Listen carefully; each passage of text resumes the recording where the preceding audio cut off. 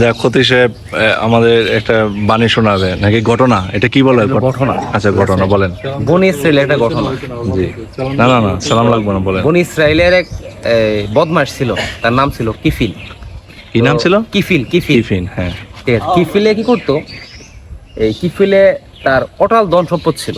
এই হ্যাঁ। কিফিলে, ঠিক আছে, আল্লাহ তাআলা মানে পাহাড়ও ফেল করছো, এরকম ধন সম্পদ ছিল, অটাল ধন সম্পদ। হ্যাঁ। এই ধন সম্পদ গুলা সে বিভিন্ন মানে খারাপ কাজে নষ্ট করতো। হ্যাঁ। তো প্রতিদিন সে লক্ষ লক্ষ টাকা মানে উড়াইতো, মানে বিভিন্ন ব্যভিচারে, তারপরে খারাপ কাজে। হ্যাঁ। এই কিফিলে তো একদিন বাজারে মেয়ে আনবে একটা, ঠিক আছে, বাজারে মেয়ে আনতে গেছে। সে আনার পরে তো কিফিলে টাকা দিয়া পরে নিয়ে আসছে বাড়িতে। আনার পরে কিফিলে যখন রুমে ঢুকছে, তখন মেয়ে দেহে হুজুরে কান্না করতেছে। তখন কিফিল বলতেছে, কি ব্যাপার, তোমারও তো আমি জোর করে আনি নাই, তুই তো আমি টাকা দিছি, তুই আইসোস, ঠিক আছে, আমি তোর জোর করে আনি নাই। পরে বলতেছে, আমি আনার জন্য কান্না করতেছি না। তো কি জন্য কান্না করতেছে? তো আমি শরীরে টাচও করি নাই, ছুঁয়েও নাই, দড়িও নাই। পরে মেয়ে কইতেছে যে আমি যে তোর এখানে আসছি, আসার পরে আজকে রাত্রি যাপন করার পরে আগামী আমি পরে আল্লাহর কাছে আমি মুখ দেখাবো কি করে? তখন কিফিলের ভিতরে তীরের থেকে দ্রুত এমন একটা আঘাত লাগছে। তীর এত দ্রুত আঘাত লাগবো না, যেরকম ভাবে আঘাত লাগছে তার মনের মধ্যে। তখন কিফিলে কইতেছে যে তুই তো মানে তোরে আমি ধরি নাই, ছুঁই নাই, স্পর্শ করি নাই, তুই আল্লাহর এত ভয় পাইছস।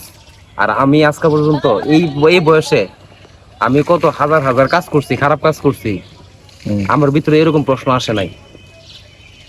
ওই বলছে, আজকে থেকে নে বোন, তুই আমার বোন, তোর আমি ধরবো না, ছুঁইমো না।